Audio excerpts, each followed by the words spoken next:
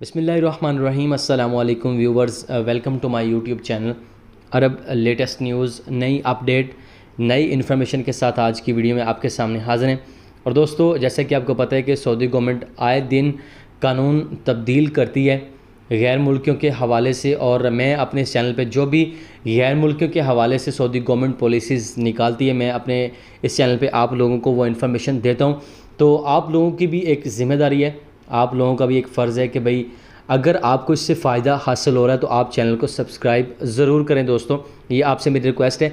इसके अलावा आज की जो ख़बर है वो गैर मुल्की भाइयों के लिए ज़रा झटके वाली है और उससे नुकसान बहुत ज़्यादा होने वाला है।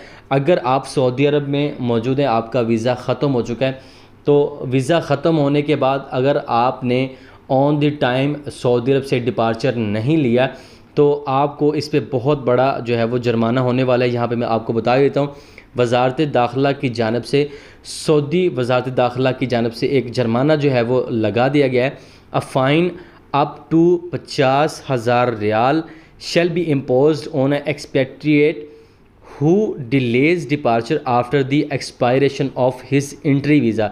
जी हाँ, अगर उसका वीज़ा एक्सपायर हो चुका है, उसको फाइनल एग्ज़िट जो है वो इशू हो चुका है, तो उसने अगर नहीं लिया डिपार्चर सऊदी अरब से, सऊदी अरब को एग्ज़िट नहीं किया, अपने मुल्क नहीं गया, तो उसको 50,000 रियाल जुर्माना किया जाएगा, जो गैर मुल्की भाइयों के लिए बहुत ही नुकसानदा किस्म की बात है। भाई इतनी तो हमारी सैलरी पूरे साल की नहीं बनेगी जितना उन्होंने जुर्माना रख दिया है।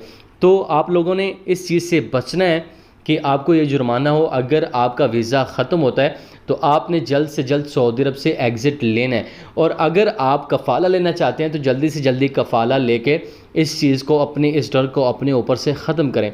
तो मिलते हैं दोस्तों नेक्स्ट वीडियो में नई अपडेट के साथ, तब तक के लिए इजाज़त दीजिएगा। अल्लाह हाफिज़।